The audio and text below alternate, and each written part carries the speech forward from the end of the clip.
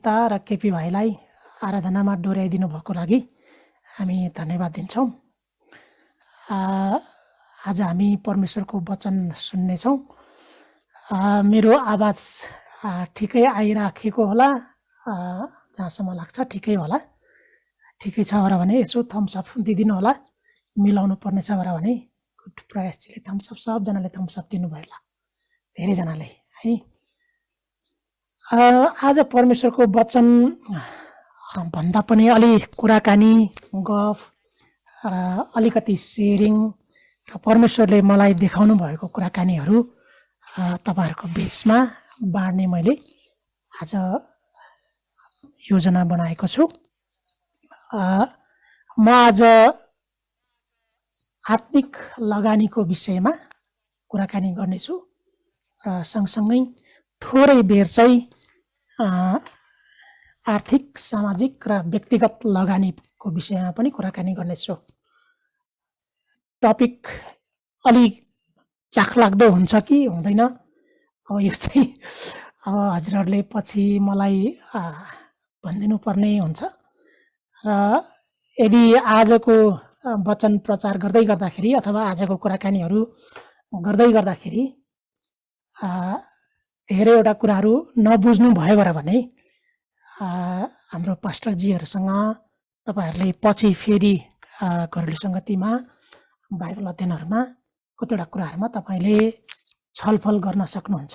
किन भन्दाखेरि धेरैवटा वचनहरू हामी यहाँनिरबाट प्रचार गर्छौँ, कुराकानीहरू गर्छौँ र एकहोरो हामीले दिइराखेका हुन्छौँ। अनि एकहोरो दिँदाखेरि सबैजनाले उत्तिकै तरिकामा बुझेको हुन्छ भन्ने हुँदैन। यसकारण गर्दाखेरि तपाईँहरूले घरेलु सङ्गतिहरूमा र कतिवटा कुराहरूमा तपाईँले छलफल कुराकानीहरू पनि गर्न सक्नुहुन्छ। हुन्छ, म अगाडि बढाउँदै जान्छु। सम्भवतः समयमा सिद्ध्याउँला भन्ने विचार गरेको छु। आत्मिक लगानीको विषयमा कुराकानी गर्दै गर्दाखेरि चाहिँ पहिले लगानी के हो भन्ने विषयमा अलिकति कुराकानी गरौँ होइन। लगानी भनेको चाहिँ कुनै कुरा पाउने आशामा, अपेक्षामा वा हिसाब किताब गरेर कुनै पनि वस्तु वा सम्पत्ति, सामान अथवा चिजहरू प्राप्त गर्नु भन्ने चाहिँ बुझिन्छ। लगानी भन्ने खालको कुराहरूलाई हेर्दाखेरि चाहिँ ठ्याक्कै मैले यहाँनिर सही तरिकाले नबताउन सकुम्ला, किनभने म एकाउन्टेन्टको विद्यार्थी पनि होइन। तर लगानी गरेको भनेको चाहिँ कुनै कुरा त्यहाँबाट आउँछ है भन्ने खालको कुरा हामीले आशा गरेर, हिसाब किताब, लेखाजोखा गरेर कुनै ठाउँमा हामीले खर्च गर्छौँ र कुनै एउटा भौतिक वस्तु अथवा बौद्धिक वस्तु अथवा कुनै पनि कुराहरू, सम्पत्ति, चिजबिज अथवा कुनै पनि कुराहरू हामीले प्राप्त गर्छौँ भन्ने चाहिँ त्यो चाहिँ लगानी हो भनेर भन्न सकिन्छ। हामी परमेश्वरको लगानी, बाइबलमा आत्मिक लगानी, यस्तै लगानीहरूको थुप्रै विषयमा कुराकानी गर्दाखेरि चाहिँ हामीलाई कस्तो लाग्न सक्छ भन्दाखेरि यो त आर्थिक व्यवस्थापनको विषयमा सिकाउनु पर्ने विषय पो हो कि भन्ने जस्तो लाग्छ कहिलेकाहीँ। तर यसलाई मैले अलिकति बाइबलीय ढङ्गले प्रस्तुत गर्न खोजेको छु।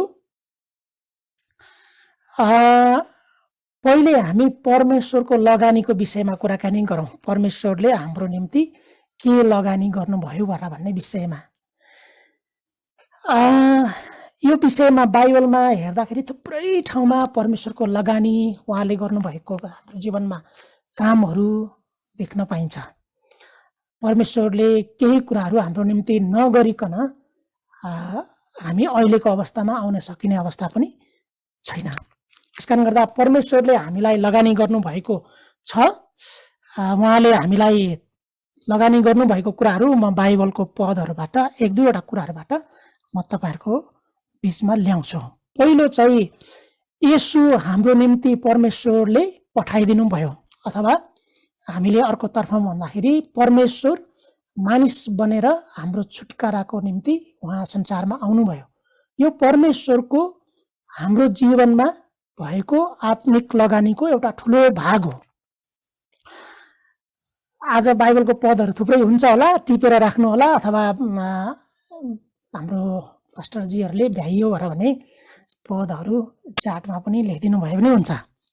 रोमी 5 अध्यायको 8 पदले के भन्छ भनेर भन्दा, परमेश्वरले हामीप्रति उहाँको प्रेम यसैमा देखाउनुहुन्छ कि हामी पापी छँदै ख्रीष्ट हाम्रो निम्ति क्रुसमा मर्नुभयो।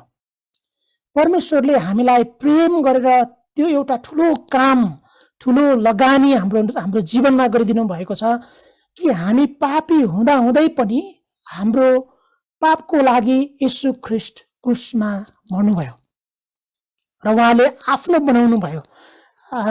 यदि उहाँले येशू ख्रीष्टले चाहिँ आएर संसारमा हामीलाई आफ्नो जीवन नदिनु भएको भए चाहिँ हामी अहिले पाप क्षमा, मुक्ति, उद्धारको कुराहरू हाम्रो जीवनमा हुने थिएन। किन भन्दाखेरि धर्म कर्म असल कामहरूले चाहिँ मुक्ति पाउन सम्भव छैन। ती कुराहरू चाहिँ थोत्रो लुगाहरू जस्तै, मैलो लुगाहरू जस्तै हो भनेर यशायाको पुस्तकमा लेखिएको छ। अर्को कुरा चाहिँ यूहन्ना 12 अध्यायको 24 पदमा के भएको छ, त्यहाँनिर के छ भनेर भन्दाखेरि, यदि गहुँको दाना माटोमा परेर मरेन भने त्यसले त्यो एक्लो रहन्छ भनेर लेखेको छ हैन। यदि त्यो माटोमा परेर मर्यो भने चाहिँ त्यसले धेरै फल फलाउँछ। सान्दर्भिक कुराहरूलाई यसै गरी हामीले हेर्ने हो भने चाहिँ परमेश्वरले हाम्रो निम्ति जीवन दिएर, येशूले हाम्रो निम्ति जीवन दिएर उहाँले लगानी गर्नुभएको छ। येशू परमेश्वर नै हुनुहुन्छ र उहाँ संसारमा आइसकेपछि उहाँले हाम्रो लागि आफ्नो जीवन दिएर लगानी गर्नुभएको छ र उहाँ हाम्रो साटो मर्नुभयो र उहाँले आफू जस्तो थुप्रै मानिसहरू उहाँले फलाउनु भएको छ, उत्पादन गर्नुभएको छ। नेपालको सन्दर्भमा पनि हामीले हेर्ने हो भने सुसमाचार प्रचारको निम्ति र यहाँनिर मानिसहरूले उद्धार मुक्ति पाउन् भन्ने आशामा, हेतुमा, उद्देश्यमा लगानी गर्नेहरू थुप्रै व्यक्तिहरू हुनुहुन्छ। हाम्रै एसेम्ब्लिज अफ गड चर्चकै कुराकानी गर्ने हो भने इजकियल जोसुवा, जो हाम्रो निम्ति एउटा के भन्ने हैन, बुवा पास्टर अथवा नेपालमा चर्च सुरुवात गर्नलाई सहायता गर्नुहुने पास्टर इजकियल जोसुवा नेपालमा आएर ठुलो लगानी गर्नुभयो। अनि यहाँनिर 4वटा मण्डलीहरूमा उहाँले थुप्रै कुराहरू सहायता गर्नुभयो भन्ने खालको कुराहरू हामीले सुन्छौँ। यस्तै गरेर बर्नबास राईको विषयमा पनि उहाँले नेपालको लागि कति ठुलो लगानी गर्नुभयो भन्ने खालको कुराहरू हामीले थाहा पाउन सक्छौँ। त्यति मात्रै होइन, रबर्ट कार्थक जो भारत देशबाट नेपाल आएर, अब अहिले पनि यहाँ हाम्रो दिलीप अङ्कलहरू हुनुहुन्छ र उहाँको सर्कलमा कतिजना व्यक्तिहरूले चाहिँ नेपालमा थुप्रो लगानी गर्नुभएको छ। यहाँको मानिसहरूले, यहाँका व्यक्तिहरूले सुसमाचार सुनेर प्रभुलाई विश्वास गर्न सकुन् भन्ने उद्देश्यले परमेश्वरको लागि बिउ रोप्नेहरू, लगानी गर्नेहरू यहाँनिर थुप्रै छ। यहाँनिर अझै मिसनरीहरू, यहाँनिर सङ्घ संस्थाहरू थुप्रैले नेपाल देशमा सुसमाचार प्रचारको निम्ति यहाँका मानिसहरूले उद्धार पाउन्, येशू जस्तै जीवन पाउन्, छुटकारा पाउन् सबै किसिमको सङ्कष्टहरूबाट भन्ने खालको कुराहरूले, र नेपाल देशमा आएर लगानी नगर्नेहरू पनि बाहिर बसेर प्रार्थना गरेर थुप्रै व्यक्तिहरूले नेपाल देशलाई थुप्रै कुराहरूमा लगानी गर्नुभएको छ। तपाईहरुले अहिले हेर्नुभयो भने यो हाम्रो बाइबल छ नि, यो बाइबल हैन, यो बाइबल पहिले औ भन्ने खालको लेखिएको बाइबल हामीले पढ्थ्यौं हैन। कतिजनाले थाहा छ नि हैन, यो अहिलेको त औ भन्ने छैन हैन, तर पहिलेकोमा चाहिँ औ भनेर भन्ने भित्रभित्र थुप्रै त्यो चाहिँ पुरानो त्यो ट्रान्सलेसन बाइबल, त्यो चाहिँ नेपालमा बाइबल ट्रान्सलेसन गरेको बाइबल होइन, त्यो चाहिँ इन्डियामा ट्रान्सलेसन गरेर नेपालमा सुसमाचार प्रचार गर्नको निम्ति सहायता गरेको बाइबल हो। त्यो बाइबल ट्रान्सलेसन गर्नको निम्ति हैन पादरी गंगा प्रसाद प्रधानहरू, त्यस पछाडि उहाँहरूको कति टिमहरू थियो होला। मलाई लाग्छ मैले सबभन्दा पहिले नेपाली बाइबल पाउँदाखेरि यत्रो धेरै मेहनत गरेर यत्रो ठुलो बाइबललाई नेपालीमा बनाउने कति ठुलो लगानी गरे होला यो व्यक्तिहरूले भन्ने खालको कुराहरू लाग्थ्यो। तर आजकलको बाइबल चाहिँ अलि त्यो कतिवटा कुराहरूमा चाहिँ अलिक फरक छ जस्तो लाग्छ। म त्यति यसमा कमेन्ट गर्न त चाहदिनँ, तर कति ठाउँमा बाछालाई पशु अथवा यस्तै थुप्रै कुराहरू लेखिएको छ। तर पहिलेको बाइबल हेर्ने हो भने औँ लेखेको भए पनि, अथवा त्यहाँनिर अफिसर होइन, अधिकृतलाई अफिसर लेखेको भए पनि, सुँगुरलाई भुनी लेखेको भए पनि, अथवा यस्तो बाटाहरूलाई चाहिँ आरी लेखेको भए पनि, त्यो बाइबल पढ्दाखेरिको आनन्द चाहिँ त्यतिखेर एकदम नौलोपन जस्तो, एकदमै नजिक जस्तो हामीलाई लाग्थ्यो। र त्यो बाइबल ट्रान्सलेसन गर्ने खालको कुराहरूमा लगानी गर्ने मान्छेहरूको कुराकानी हामीले हेर्ने हो र भने उहाँहरूको कति रगत पसिना होइन हाम्रो जीवनमा उहाँले गर्नुभएको छ, लगानी गर्नुभएको छ। हाम्रो जीवनमा हामीले प्रभु येशूलाई मुक्ति दाताको रूपमा स्वीकार गर्न सकौँ भनेर। बाइबलमा गलाती 6 अध्यायको 7 पदमा के लेखेको छ र भन्दाखेरि, धोकामा नपर, परमेश्वरको ठट्टा हुँदैन होइन। मैले यहाँनिर त यो बाइबलमा पल्टाएको छैन, तर जस मैले यहाँ नोटमा लेखेको छु, धोकामा नपर, परमेश्वरको ठट्टा हुँदैन, जे रोप्छ त्यसैको कटनी गर्नुपर्नेछ होइन। यो गलाती 6 अध्यायको 7 पदमा, जे हामीले रोप्छौँ त्यसैको कटनी हामीले गर्नुपर्ने हुन्छ। हामीले असल कामहरू रोप्यौँ भने, असल लगानी लगायौँ भने हामीले त्यसको परिणाम पनि असल नै हामीले प्राप्त गर्दै जान्छौँ।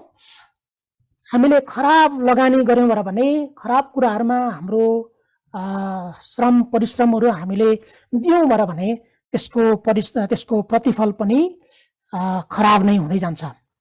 म एक दुईवटा कुराहरू चाहिँ बाइबलको सन्दर्भमा लगानीको विषयमा, बाइबलमा कहाँ के कुराहरूको विषयमा, लगानीको विषयहरूमा त छ त भन्ने खालको कुराहरूमा म तपाईँहरूलाई थोरै कुराहरू बताउन जान्छु। पहिलो चाहिँ हो बिउ छर्नेको दृष्टान्त। यो चाहिँ लुका 8 अध्यायको 1देखि 15 पदमा पनि पाइन्छ र अरू पुस्तकहरूमा पनि पाइन्छ। बिउ छर्नेको दृष्टान्त, यसमा चाहिँ के भनेको छ र भन्दाखेरि 3 खालको बिउ छर्ने उदाहरण दिएको छ। एउटा चाहिँ छर्दाखेरि बाटोमा पर्यो, चराचुरुङ्गीहरूले आएर टिपेर खाएर लग्दियो भनेर भन्छ। अर्को चाहिँ ढुङ्गिनी जमिनमा, 4 थरीको भनेर भनौँ है, ढुङ्गिनी जमिनमा पर्यो र त्यहाँ चाहिँ उम्रिन त उम्रियो, तर त्यसको जरा राम्रोसँग गाडिएको थिएन, घाम लाग्दाखेरि सुकिहाल्यो भनेर भनेको छ। र अर्को बिउ चाहिँ काँडाहरूको बिचमा पर्यो, उम्रिन त उम्रियो, तर काँडाहरूले त्यसलाई निसासी दियो भनेर लेखेको छ। र एउटा बिउ चाहिँ असल जमिनमा परेर त्यसले चाहिँ 60 गुणा 100 गुणा फल फलायो र भन्ने खालको कुराहरू लेखिएको छ। म आज थुप्रै कुराहरू बताउँदै गर्दाखेरि चाहिँ अब अलि तपाईँहरूलाई बुझ्दै गर्नलाई अलिक गाह्रो हुनसक्छ होला, तर पछि तपाईँहरूले यदि यो रेकर्डिङ हाम्रो भाइहरूले चाहिँ युट्युबमा राखिदिनु भयो भने पछि हेर्न पनि सक्नुहुन्छ। यहाँनिर त्यो 4 किसिमको बिउ छर्नेको उखान येशूले भन्नुहुँदाखेरि चाहिँ, पहिलो बिउ चाहिँ हामीले छर्दाखेरि त्यो चाहिँ शैतानले आएर त्यो जन्मिन नपाउँदै, त्यो उम्रिन नपाउँदै त्यो बिउलाई हरण गरेर लग्यो भन्ने हो। दोस्रो खालको बिउ चाहिँ तुरुन्तै विश्वास गर्ने, तर त्यसको जग चाहिँ बलियो नभएको कारणले गर्दाखेरि घाम लाग्दाखेरि चाहिँ त्यो ओइल्याउने खालको कुराहरू गरेको छ त्यहाँनिर।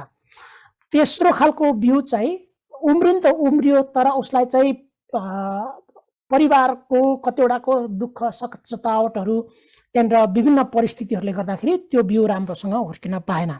र चौथो खालको बिउ चाहिँ असल जमिनमा पर्यो, जग पनि राम्रो थियो र उसलाई राम्रो मलिलो माटोहरू पनि पाएर उसले चाहिँ राम्रो धेरै फलहरू फलाउँदै गयो भन्ने खालको कुराहरू त्यहाँबाट हेर्न सकिन्छ। र यहाँनिर जति पनि अघि मैले कुराकानीहरू गरेँ, नेपाल देशमा लगानी गर्नेहरूले, यहाँ नेपाल देशमा लगानी गर्दाखेरि चाहिँ प्रभुको वचनको लगानी, प्रभुको सुसमाचारको लगानी, यहाँनिर आएर प्रभुको विषयमा बताउने, दुःख गर्ने, जेलनेलहरू लिने, काट्ने, यस्तो खालको व्यक्तिहरूले चाहिँ निकै परिश्रम गरेर मलिलो जमिनमा एकदम जग बसालेर प्रभुको वचनहरू उहाँले लगानी गर्नुभयो। र आज चाहिँ त्यसको परिणाम आज थुप्रै मण्डलीहरूले प्रभुको स्तुति आजको दिनमा गाउन थालेको छ। अर्को चाहिँ सन्दर्भ बाइबलमा तोडाको उखानको विषयमा पनि त्यहाँनिर देखिएको छ। त्यो चाहिँ मत्ती 25 अध्यायको 14देखि 30मा छ, लुकाको पुस्तकमा पनि देख्न सकिन्छ। यो तोडाको उखान चाहिँ एकजना मालिकले बाहिर जाँदाखेरि चाहिँ उसले 3 जना नोकरहरूलाई बोलाएर एउटालाई 5 तोडा, एउटालाई 2 तोडा, एउटालाई 1 तोडा दिएर जान खोज्छ। अनि 5 तोडा दिने व्यक्तिले चाहिँ लिने व्यक्तिले चाहिँ लगानी गरेर अझै 5 तोडा कमाउँछ।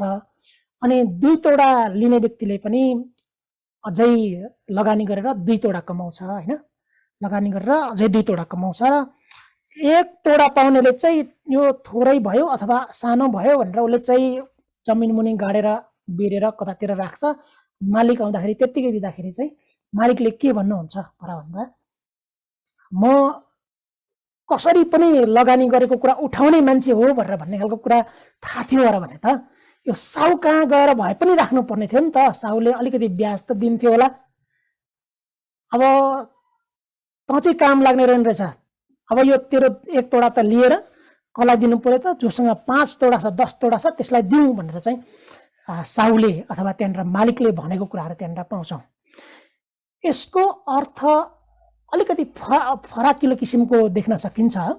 यसको अर्थलाई हेर्दाखेरि चाहिँ हामीसँग भएको सामग्रीहरू, सिपहरू, हामीसँग भएको थोक वस्तु, ज्ञान, सिप, धन सम्पत्तिहरू चाहिँ हामीले यतिकै राखेका छौँ कि त्यसलाई लगानी गरेका पनि छौँ हैन भन्ने खालको त्यहाँ भण्डारेपनको त्यहाँनिर उदाहरण चाहिँ त्यहाँनिर पाउन सकिन्छ।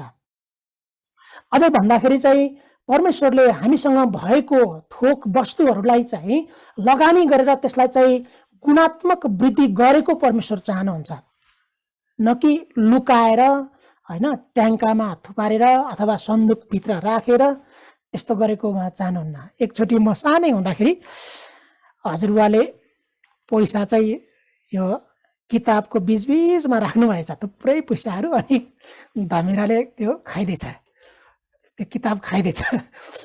पछि त उहाँ त एकदम अँध्याएर अनुहार लिँदै आएर ल यो के गरौँ भनेर चाहिँ हामीलाई देखाउनु भयो। अनि दीपक दाई र म भएर 2 जनाले चाहिँ त्यो सबै पैसा बटुलेर टुक्रा टुक्री जोडेर वीरगञ्ज लगेर चाहिँ आधा जस्तो चाहिँ साटियो, आधा जस्तो चाहिँ साटिएन है। त्यही भएर हाम्रो सिप, क्षमता, दक्षता अथवा हाम्रो धन सम्पत्तिहरू चाहिँ त्यो किताबको पानामा भित्र छिडाएर पोका पारेर सिरानी मुनि अथवा कहाँ खाल्टो खनेर लुकाएर राख्ने खालको कुरा होइन भन्ने खालको कुरा चाहिँ यो तोडाको उखानले बताउँछ। तोडाको उखानको तपाईँहरूलाई अर्को कुरा पनि के भन्छु भन्दा 1 तोडा बराबर 34 किलो हुँदो रहेछ। र 34 किलो सुन भएर भनेको त अहिले त करोडौँ पर्छ हैन। अब हामीले थोरै र धेरै खालको कुराहरूमा हामीले छुट्याउन मिल्दैन भन्ने खालको कुरा पनि त्यहाँबाट देखिन्छ।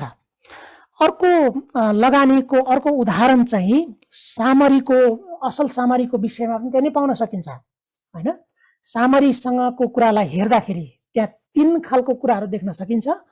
एकजना पुजारी र लेवीहरू आउँदाखेरि चाहिँ उसले के भन्यो भन्दाखेरि मसँग जे छ त्यो मेरै हो, यो डाकुको फेला पर्नेसँग जे थियो त्यो त्यसकै हो हैन।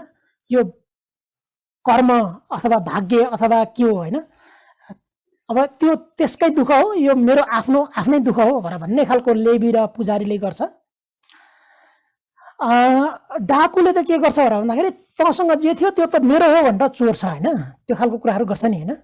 तर त्यहाँ एकजना सामरी भन्ने व्यक्ति छ जसलाई चाहिँ समाजमा त्यो समयमा अछुत बहिष्कार गरिएको व्यक्ति, त्यो व्यक्तिले चाहिँ के भन्छ भन्दा मसँग भएको त्यो पनि तिम्रो पनि हो भनेर उसले चाहिँ सामरीले चाहिँ के गर्छ, त्यो डाकुको फेला परेको मान्छेलाई चाहिँ उठाउँछ, गधामा हाल्छ हैन, मलमपट्टि दल्छ, तेलहरू लगाउँछ र लगेर एउटा अहिलेको होटल भनेर भनौँ, होटलमा लगेर राखेर उसले पैसाहरू दिएर के गर्छ, यो मान्छेलाई चाहिँ यहाँ सेवा गर्नुहोस् भनेर भन्छ हैन। त्यो होटलको मान्छेलाई त्यहाँनिरको त्यो लगानी, त्यहाँ असल कामको निम्तिको लगानी त्यहाँनिर हामीले देख्न सक्छौँ।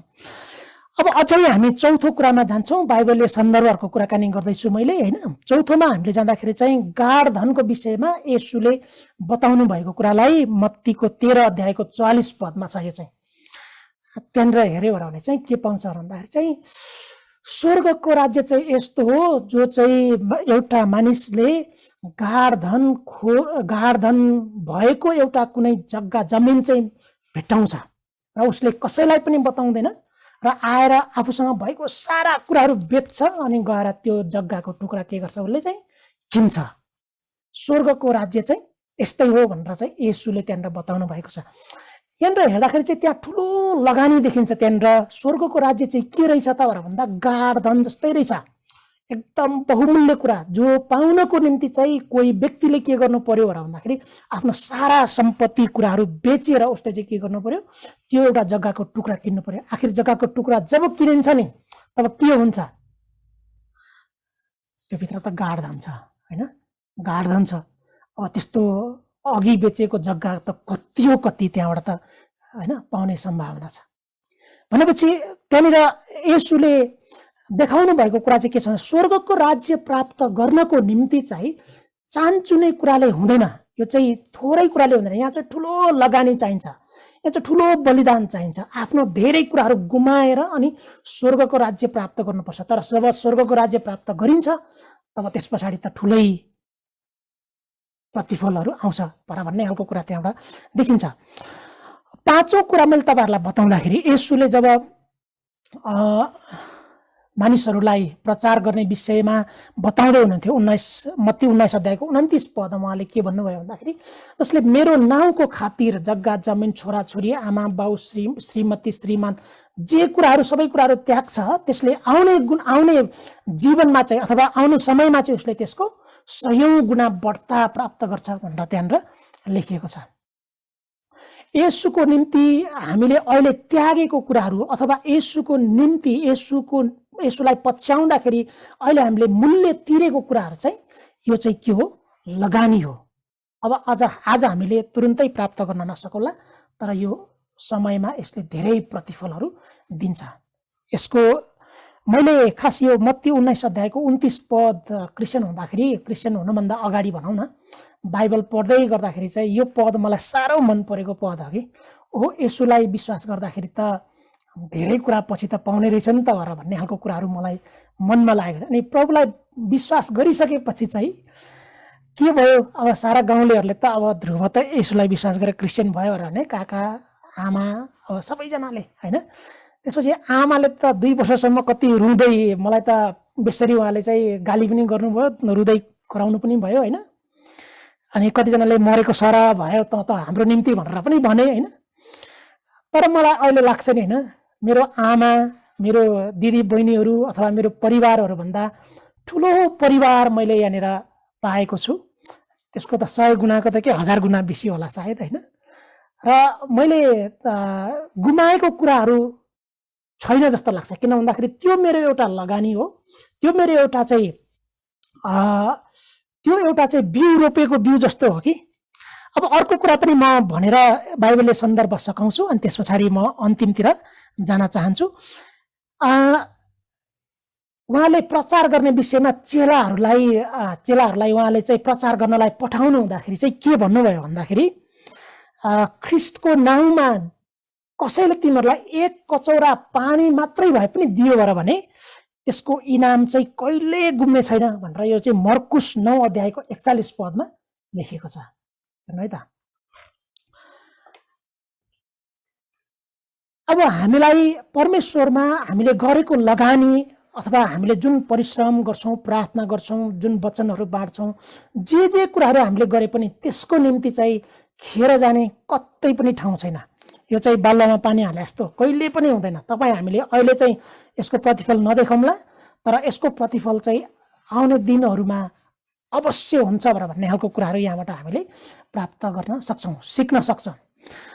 हुन त नेपाल देशको लागि प्रार्थना गर्नेहरू हैन, नेपाल देशको लागि यहाँ कतिजनाको आमा बुवाहरूको लागि प्रार्थना गर्नेहरू बितेपछि आमा बुवाहरूले प्रभुलाई विश्वास गरेको घटनाहरू पनि हामीले सुनेका हौँला। अब नेपाल देशलाई 100औं वर्ष अगाडिदेखि इन्डियामा बसेर अथवा नेपालकै राणा कतिजना विश्वास गर्ने राणाहरू चाहिँ नेपालबाट धपाइएर इन्डियातिर जाँदाखेरि उहाँहरूले चाहिँ नेपालको लागि प्रार्थना गर्नको लागि त जुगौं जुगदेखि प्रार्थना गर्नुभयो होला नि हैन। तर नेपालमा स्वतन्त्रता, चर्च, मुक्ति, अब यसरी सुसमाचार सुनाउने खालको कुराहरू, मानिसले यसलाई विश्वास गर्ने खालको कुराहरू त अहिले चाहिँ एकदम त्यसको ठुलो प्रतिफलहरू देखिएको छ। अब कहाँ लगानी गर्ने त हामीले भन्ने विषयमा म छोटो कुराकानी गर्छु।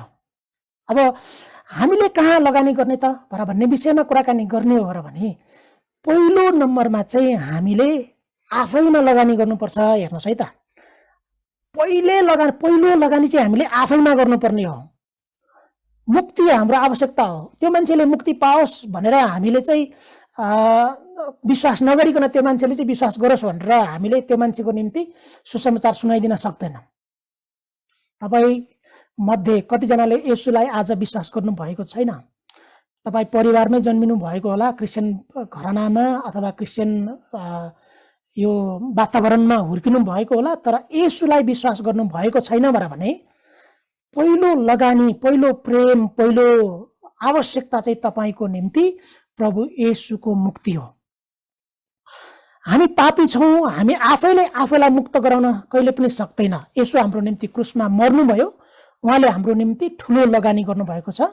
अब येशूको यो लगानीमा चाहिँ हामीहरू के हुनुपर्छ त? सहभागी हुनुपर्छ।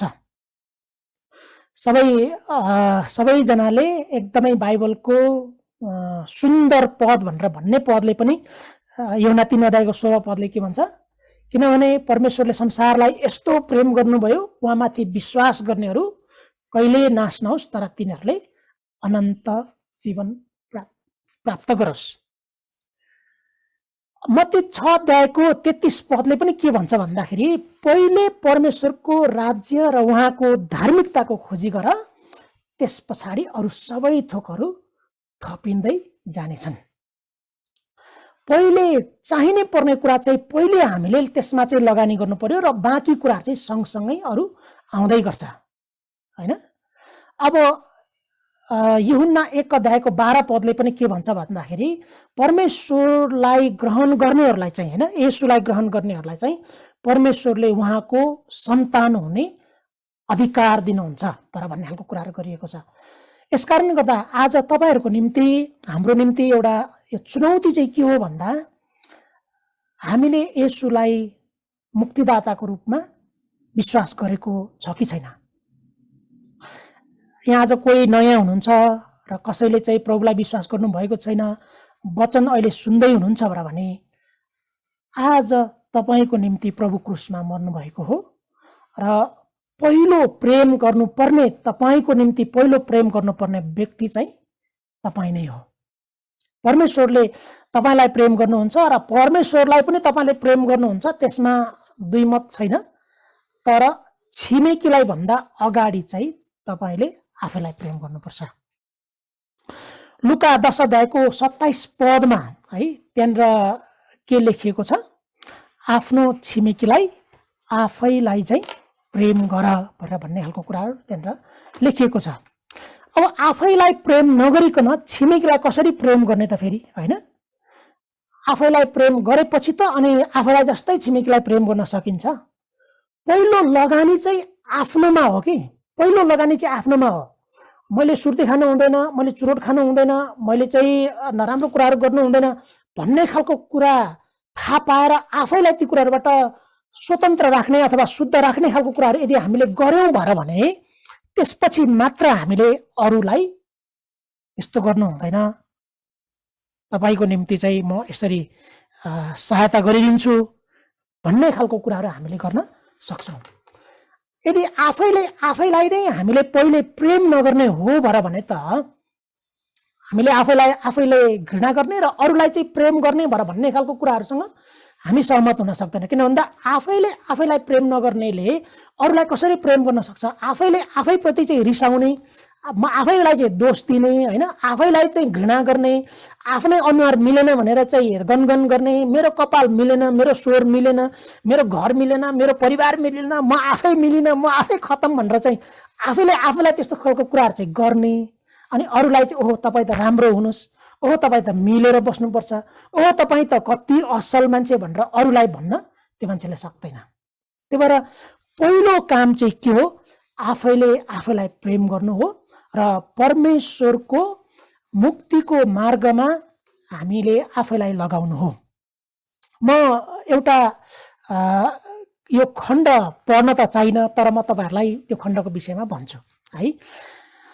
लुका 16 अध्यायमा एउटा चतुर व्यवस्थापक भनेर भनेको छ हैन। त्यहाँनिर चतुर व्यवस्थापक भनेर भनेको छ। म त यो चतुर व्यवस्थापक भनेर भन्ने खण्ड जहिले पढ्थेँ, कहिले पनि धेरै राम्रोसँग बुझ्दैन थिएँ कि ओहो यो खराब व्यवस्थापकको विषयमा पनि परमेश्वरले चाहिँ किन यस्तो भन्नुभयो, यो उदाहरण दिनुभयो होला, यो खण्डलाई यहाँ राख्नुभयो होला, येशूले यहाँ राख्नुभयो होला भनेर म भन्थेँ। तर यो चतुर होइन, यो त चतुरै व्यवस्थापक रहेछ खास चाहिँ है। पुरा चतुरै खालको मान्छे रहेछ यो चाहिँ। कसरी भनेर भन्दाखेरि येशूले यहाँनिर सिकाउनु भएको कुरालाई म छोटकरीमा तपाईँलाई बताइदिन्छु। त्यो एकजना व्यवस्थापक रहेछ होइन। त्यो मान्छेले चाहिँ के गर्दो रहेछ भन्दाखेरि राम्रो काम गरेको रहेछ भनेर मालिकले थाहा पाएछ। अनि मालिकले चाहिँ त्यसलाई निकाल्नलाई कोसिस गरेछ। अब मालिकले एक दिन बोलाएर ल तिमीले चाहिँ राम्रो गरेन, अब तिमीले यहाँबाट बिदा पाउनुपर्छ, अब ठिकठाक तयारी गर भनेर उसलाई चाहिँ पठाइदिएछ। व्यवस्थापक त चतुरै रहेछ होइन। अनि उसले चाहिँ के गरेछ, ए तेरो कति ऋण छ भनेर एउटा ग्राहकलाई बोलाएर ल्याएछ। ए मेरो त 500 छ भनेर भनेको ठाउँमा चाहिँ ल 450 लेख। तेरो कति छ भनेर भन्छ, मेरो त 350 क्विन्टल गहुँ छ भनेर भनेछ। ए तेरो यतातिरले त, तेरो तमसुकले त 300 लेख त यहाँ भनेर ठक्क लेखेछ होइन। अनि त्यस पछाडि जब त्यो व्यक्तिले चाहिँ सबै आफ्नो ताला चाबीहरू मालिकलाई बुझाएर गयो नि, अनि त्यसलाई त कहाँ फाइदा भयो त। अब उसको त जो ऋणीहरू पहिले थियो नि, उनीहरूले त के गरे त्यसलाई त, हो यो त मेरो निम्ति त ऋण घटाइदिने यो त व्यवस्थापक हो नि त हो मेरो त भनेर उसले चाहिँ के गरेछ, अब त उसको घरमा स्वागत गर्ने गरेछ। यसो हेर्दाखेरि यहाँनिर चाहिँ यो के देखिन्छ त, यो नराम्रो खालको कुरा येशूले किन यहाँ राख्नुभयो होला जस्तो लाग्यो होला होइन। हामीलाई पनि कतिचोटि लाग्छ। तर येशूले यहाँनिर के गर्नुभएको छ, संसारको मान्छेहरू त संसारको कुराहरूको लागि यति धेरै होइन चतुर्याई गर्छ भने स्वर्गीय कुराहरूमा त किन हामीले त्योभन्दा धेरै चतुर्याई गर्नु नगर्ने भनेर भन्ने खालको कुराहरू। हेर्नुहोस्, संसारको धनले संसारको मित्रहरू बनाउन सकिन्छ। हेर्नुहोस्, संसारको चतुर्याईले संसारमै हामीलाई आफ्नोपन बनाउन सकिन्छ। तर संसारमा गरेको लगानीले चाहिँ स्वर्गमा प्रतिफल आउने खालको कुरा चाहिँ हामीले किन नगर्ने। हेर्नुहोस् है त, कुरा चाहिँ के हो भन्दाखेरि नि, शारीरिक लगानीले आत्मिक फाइदा हामीले किन नउठाउने। तपाईँ हाम्रो शरीर छ, तपाईँ हाम्रो मन छ, तपाईँ हाम्रो संसार छ, तपाईँ हाम्रो घर छ, तपाईँ हाम्रो लगानी छ, तपाईँ हाम्रो सम्पत्तिहरू छ, तपाईँ हाम्रो सारा सबै कुराहरू छ। हामीले यहाँ यो कुराहरू लगानी गरे बापत, यो कुराहरू हामीले यहाँ खर्च गरे बापत हामी स्वर्गीय भण्डारमा चाहिँ हामी किन हाम्रो सम्पत्ति किन नथुपार्ने। हुन सक्ला तपाईले कुनै ठाउँमा लगानी गरेको कारणले गर्दाखेरि संसारमै पनि तपाईले प्रतिफल पाउनु होला। तर यो चतुर व्यवस्थापकले चाहिँ यो उदाहरणले चाहिँ के भन्छ भन्दाखेरि संसारको धनले स्वर्गीय इनाम कसरी प्राप्त गर्ने भन्ने खालको कुराहरू चाहिँ यहाँनिर सिकाइएको छ। तपाईँ हाम्रो जीवन धेरै रहँदैन, यसकारण गर्दाखेरि हामीले हाम्रो जीवनमा दिनदिनै लगानी गर्न छोड्नु हुँदैन। आज परमेश्वरले तपाईँ हामीलाई यी कुराहरू सिकाउनु भएको छ। यदि तपाईँ कोही व्यक्तिहरू आज पहिलोचोटि प्रभुको सुसमाचार सुन्दै हुनुहुन्छ र तपाईँले चाहिँ प्रभुलाई पहिलोचोटि नै यो हामीले अहिले कुराकानी गर्दै गरेको कुराहरू सुन्नु भएको छ भने पनि आज शरीरमा गरेको तपाईँको एउटा स्वीकारले, एउटा ओठको प्रभुलाई हैन प्रभु भनेको त्यो स्वीकारले, हृदयमा येशू चाहिँ मेरो निम्ति आउनुभयो भनेर भन्ने खालको कुरा विश्वास गराइले मृत्युपछि भन्दा पनि अनन्तको जीवनको प्रतिफल कति ठुलो छ भनेर भन्ने खालको कुरा तपाईँ हामीले बुझ्न सक्छौँ। अर्को कुरा चाहिँ के छ भन्दा हामी सबैजनालाई पनि यहाँनिर छौँ हैन, हामी प्रभुलाई विश्वास गरिरहेको व्यक्तिहरूले पनि अब हामी यहाँ संसारिक थोकहरू त चलाउँछौँ, तर यो संसारिक थोकहरूले आत्मिक कुराहरूलाई हामीले कसरी आत्मिक इनामहरू कसरी प्राप्त गर्न सक्छौँ भन्ने खालको कुराहरू पनि हामीले यहाँबाट देख्न सक्छौँ। छोटो कुराकानी गरेर म टुङ्ग्याउँछु। आर्थिक र सामाजिक अथवा व्यक्तिगत लगानीको विषयमा पनि हामीले कुराकानी गर्नुपर्छ। हेर्नुहोस् है त, संसारको मान्छेहरू त धेरै बुद्धिमान हुन्छन् भने क्रिस्चियनहरू झन् कति धेरै बुद्धिमान हुनुपर्छ भन्ने खालको कुरा पनि त हामीले सिक्नु पर्यो नि, होइन? यो चाहिँ बोनस, आजको बोनस होइन, 5 मिनट जस्तो अलि बढी जाला, होइन? अब संसारको मान्छेहरूले त आफूलाई व्यवस्थापन गर्नलाई, आफूलाई लगानी गर्नलाई थुप्रै मेहनत गरेको हुन्छ भने हामी क्रिस्चियनहरू, प्रभुलाई विश्वास गरेकोहरू, विश्वासी बनाउँदाहरू चाहिँ हामी ल्याङफ्याङे जीवन जिएर कहिले पनि चल्दैन। हेर्नुहोस्, हाम्रो व्यवस्थापन कडा हुनुपर्छ, मान्छेहरूको भन्दा कडा हुनुपर्छ, होइन? अब लगानीको विषयमा पहिलो सिद्धान्त चाहिँ के हो भन्दाखेरि नि, सुन्नुहोस् है त, म भन्छु, तपाईँहरूले मनमा नै विचार गर्नु होला। बिउ भुटेर खानु हुँदैन कहिले पनि। हामी त कहिलेकाहीँ के गर्छौँ, भएकै बिउ पनि टाकटुक भुटेर खाइदिन्छौँ, होइन? बिउ नै भुटेर खाइसकेपछि जन्माउने रोप्ने चाहिँ के त फेरि, होइन? हामी धेरै क्रिस्चियनहरू त भोलिको लागि फिक्री नगरौँ भनेर भन्छौँ, तर बिउ चाहिँ भुटेर खाइदिन्छौँ। हेर्नुहोस्, पहिलो सिद्धान्त चाहिँ के हो? बिउ भुटेर खानु कहिले पनि हुँदैन। अब त्यो बिउहरू के हुनसक्छ त? थुप्रै कुराको बिउहरू हुनसक्छ। अब मैले बिउको उदाहरण दिएको, पछि हाम्रो पास्टर साथीहरूले तपाईँहरूलाई सिकाउनुहुन्छ। दोस्रो कुरा, लगानी पछि मात्रै खर्च गर्नुपर्छ। पहिले टन्न खर्च गर्ने नि लगानीको लागि त सबै खाइसक्यो, अनि कहाँ लगानी गर्ने, होइन? पहिलो 2 नम्बरको कुरा चाहिँ पहिले लगानी गर्ने अनि त्यसपछि मात्रै खर्च गर्ने।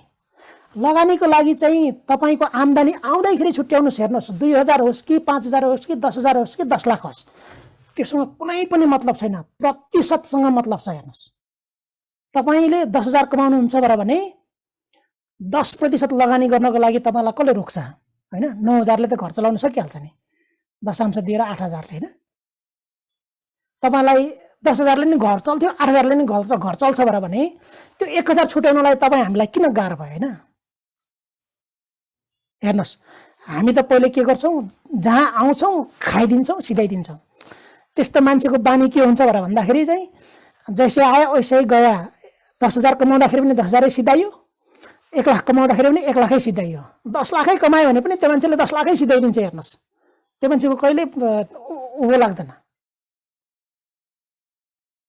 अर्को कुरा यसैमा, यो 2 नम्बरकै कुरामा, कमाउनुभन्दा अगाडि खर्च गर्नु कहिले पनि हुँदैन।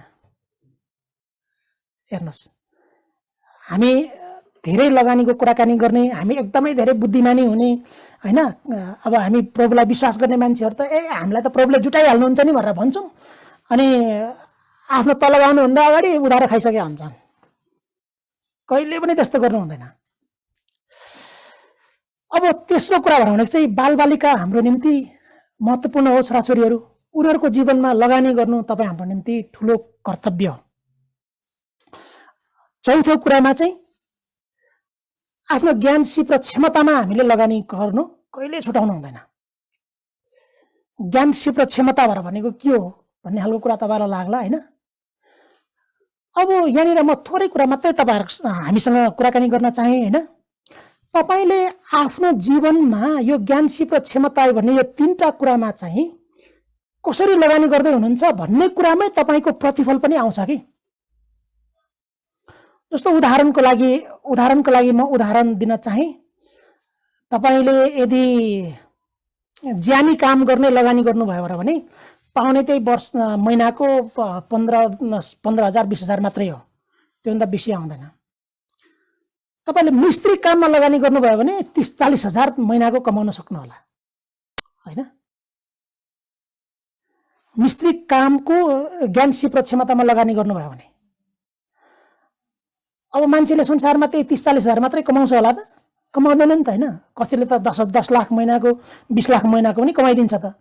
अनि त्यसमा चाहिँ कसरी लगानी गर्ने त? हो, त्यो खालको कुराहरू चाहिँ हामीले हेर्नु पर्यो।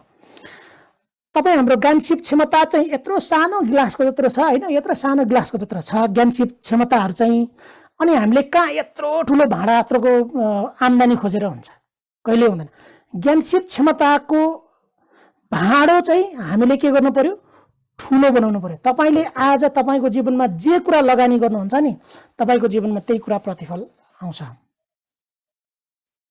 भन्नु होला मेरो जीवनमा त यो 10,000 कमाउने हो भनेर भन्ने खालको कुराहरू गर्नु होला, होइन। परमेश्वरले तपाईको जीवनमा त्योभन्दा कतिौं गुणा बढी परमेश्वरले आशिष दिन चाहनुहुन्छ। तर हाम्रो भाँडा चाहिँ के छ त, सानो भएर पो परमेश्वरको आशिष त्यहाँ अड्दै अड्दैन कि फुत्केर बाहिरतिर गइराख्या होला, हैन। अब यो पाँचौं कुरा मैले गर्न चाहे। पाँचौं कुरा चाहिँ के हो भन्दाखेरि विलासी वस्तु कहिल्यै पनि एक्कासी किन्नु हुँदैन। विलासी वस्तुहरू भनेर भन्ने बित्तिकै तपाईँ हामीलाई लाग्न सक्ला के हो यो भनेर, जुन कुराको तपाईलाई अति आवश्यकै छैन अथवा यसलाई चाहिँ भए पनि ठिकै छ नभए पनि ठिकै छ भनेर भन्ने खालको वस्तु सामग्रीहरू सेवाहरू जे कुराहरू हुन्छ नि, त्यो खालको कुराहरू चाहिँ एक्कासी कहिले पनि किन्नु हुँदैन। त्यो चाहिँ योजना गरेर प्लानिङ गरेर म यस्तो भयो भने यस्तो खालको कुराहरू किन्छु भन्ने खालको कुरा गरेर मात्रै किन्नुपर्छ। छैठौं कुरा अन्तिममा तपाईँ हाम्रो शरीरमा पनि लगानी के गरेछ त्यो खालको कुराले हाम्रो शरीर पनि ठिक्क हुन्छ है। कोभिड पछाडि बेसरी मासु भात लगानी गर्यो है, झोलहरू। आजकल त पेट ठुलो भएर गाह्रो भइरहेछ है, होइन। अब यहाँ लगानी के गर्नु पर्यो, एक्सर्साइजको लगानीहरू गर्नुपर्ने, होइन। त्यो लगानी भएकै छैन। अनि कुर्सीमा बस्यो, अनि कम्प्युटरमा हेऱ्यो, अनि अफिसको काम पनि कम्प्युटरमै गर्यो, अनि चर्चको मिटिङ पनि कम्प्युटरमै गर्यो। हिँड्नु छैन, बाहिर छैन, केही छैन, लगानी नै छैन कि हाम्रो शरीरको निम्ति चाहिँ खाली खाने मात्रै लगानी भयो आजकल चाहिँ, होइन। यो शरीर पनि तपाईँ हाम्रो निम्ति तन्दुरुस्त राख्नको निम्ति हामीले शरीरलाई पनि हामीले राम्रो हेरचाह लगानी गर्नुपर्छ। किन भन्दाखेरि शरीर परमेश्वरको मन्दिर हो। हुन्छ, हामी प्रार्थना गरौँ। यदि तपाईले आफूलाई प्रेम गर्नुभएको छ कि छैन, आज तपाईले आज परमेश्वरप्रति फर्किनको निम्ति तपाईले आफूलाई प्रेम गर्नुभएको छ कि छैन। परमेश्वर आज तपाईँ र हाम्रो निम्ति आफैले आफैलाई प्रेम गरेको उहाँ चाहनुहुन्छ। परमेश्वर भलो हुनुहुन्छ। उहाँले हाम्रो जीवनमा गर्नुभएको लगानीको कुराकानी गर्ने हो र भने हामीले कहिले पनि कति सानो लगानी भनेर हामीले कहिले पनि भन्न सक्दैनौँ। तपाईको जीवनमा पनि कतिजना पास्टर अगुवाहरूले, लिडरहरूले, तपाईको मेन्टरहरूले, तपाईको कोचहरूले लगानी गर्नुभएको होला। आज तपाईँ र हामीले को भाइ बहिनीहरूलाई, को व्यक्तिहरूलाई चाहिँ लगानी गर्ने त? तपाईँ र हाम्रो ज्ञान सिप क्षमताहरू, तपाईँ र हाम्रो नलेजहरू कसको निम्ति लगानी गरिदिने त भन्ने खालको कुराहरू पनि एउटा दिने लगानीमा पर्छ। आउनुहोस् हामी प्रार्थना गरौँ। यदि तपाईँले प्रभुलाई विश्वास गर्नुभएको छैन भने आजको दिन तपाईँको निम्ति यो एउटा सुन्दर अवसर हो। प्रभुले तपाईँको निम्ति ठुलो लगानी गरिसक्नु भएको छ। तपाईँले आफ्नो मुक्तिको क्षमा पाउनको निम्ति अब तपाईँ आफै मर्नु पर्दैन। किन भन्दाखेरि हामीले गर्न सक्दैनौँ ती कुराहरू, किनभने हामी पापी नै छौँ। हामीले आफ्नै पाप आफैले तिर्न सक्दैनौँ। तर परमेश्वरले ठुलो लगानी अथवा उहाँले आफ्नो त्यो योगदान गरिसक्नु भएको छ। येशू ख्रीष्ट हाम्रो निम्ति क्रुसमा मर्नुभयो। उहाँले आफ्नो प्राण हाम्रो निम्ति दिनुभएको छ। अबदेखि उसो हाम्रो पापको लागि हामी आफै मर्नु पर्दैन। येशू हाम्रो निम्ति मर्नुभएको छ।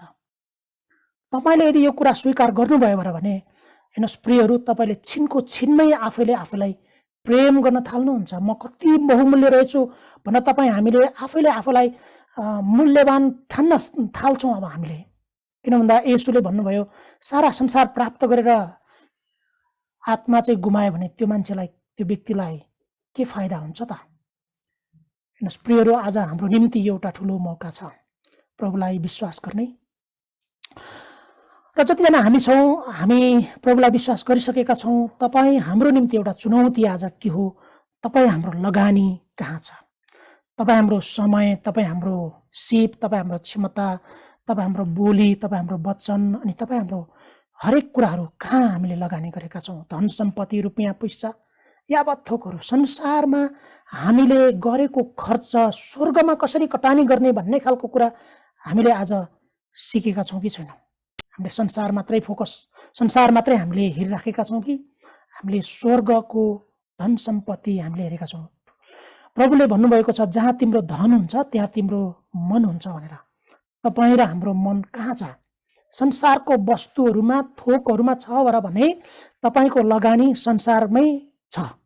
तर यदि तपाईँ र हाम्रो आँखा ध्यान चाहिँ यदि स्वर्गमा हो भने हामीले संसारमा गरेको लगानी स्वर्गमा कटानी गर्दैछौँ। आज हाम्रो निम्ति एउटा चुनौती हो। जिउन त मान्छेहरूले जिउँछन्, सातै छाक मासु खाएर पनि जिउन सक्छन् हैन, महलमा बसेर एकदमै सुख विलास गर्न पनि सक्छन्। तर के त्यो कुराहरू नै हाम्रो जीवनको निम्ति अन्तिम हो त? हैन। हामीले यहाँ लगानी गरेर संसारमा शरीरमा लगानी गरेर स्वर्ग आत्मिक कुराहरूमा कसरी हामीले फाइदा लिन सक्छौँ भन्ने खालको कुरा चाहिँ आज तपाईहरुको निम्ति यो कुरा चुनौती छ। प्रियहरू, आज हाम्रो निम्ति यो चुनौती छ। आउनुहोस् हामी प्रार्थना गरौँ। हाम्रो पास्टरजी कता हुनुहुन्छ? उहाँलाई हामी दिन्छौँ। उहाँले हामीलाई प्रार्थनामा अगुवाई गर्नुहुनेछ। हालेलुया।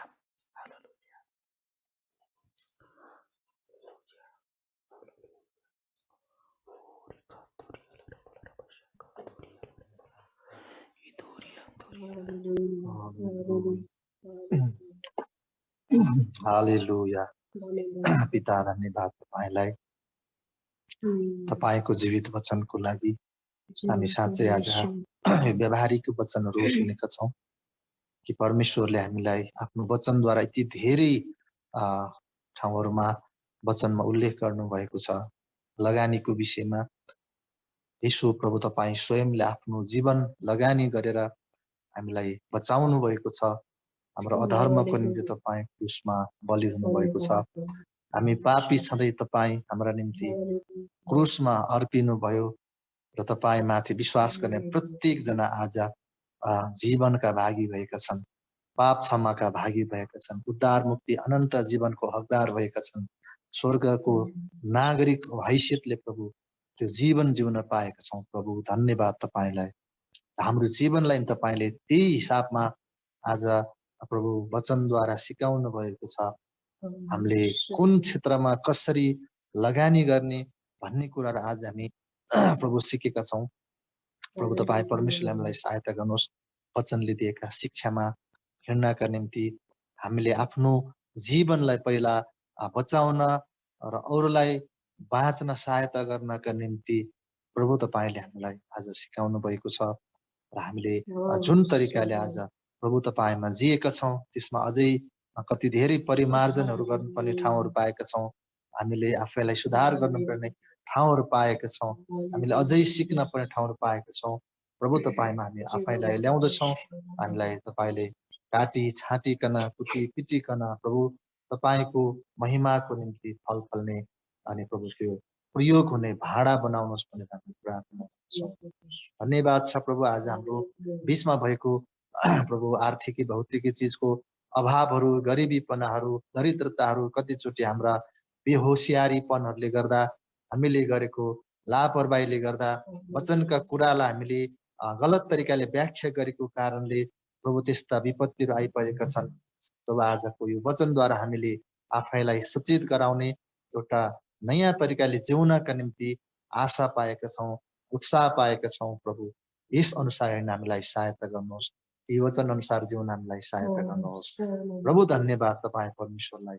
हामी आत्मिक मात्रै होइनौँ, शारीरिक पनि भएको कुरा हामी बुझ्दछौँ र शरीरका निम्ति चाहिने भौतिक कुराहरूको निम्ति हामीले एउटा असल तरिकाको व्यवस्थापक हुनलाई प्रभु हामीलाई सहायता गर्नुहोस्। ठिक ठाउँमा लगानी गर्नलाई प्रभु सहायता गर्नुहोस्। धन्यवाद तपाईको वचनको लागि। आजको यो सेवामा हामीले जुन कुरा सुनेका छौँ हाम्रो निरन्तर हाम्रो जीवनमा व्यवहारमा यो कुराहरू प्रयोग हुन सकुन् भनेर म प्रार्थना गर्दछु। धन्यवाद जो दासले यो वचन ल्याउनु भयो, उहाँको जीवनमा परमेश्वरको आशिष प्रशस्तै रहोस्। उहाँको परिवार, उहाँको काम व्यवसाय सबै कुरामा परमेश्वर तपाईँले अनुग्रह गर्नुहोस्। धन्यवाद छ। आज हामी जुममा जतिजना जोडियौँ हामी एक एकलाई तपाईँ प्रभुको चरणमा राख्दछौँ। तपाईँ परमेश्वरले हामीलाई यो परिस्थितिहरूमा अझै सचेत हुनलाई, होसियार हुनलाई, सुरक्षित हुनलाई मद्दत गर्नुहोस्। प्रभु कतिजनाहरू शरीरमा अस्वस्थ हुनुहुन्छ, प्रभु तपाईँको चङ्गाइमा माग्दछौँ।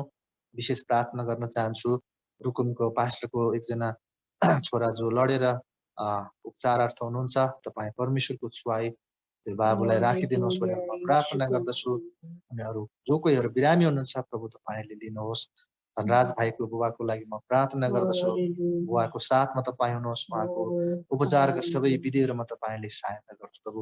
र उहाँ फेरि निको भएर तपाईँ परमेश्वरको महिमामा खडा हुन सक्नु भएको होस् भनेर म प्रार्थना गर्दछु।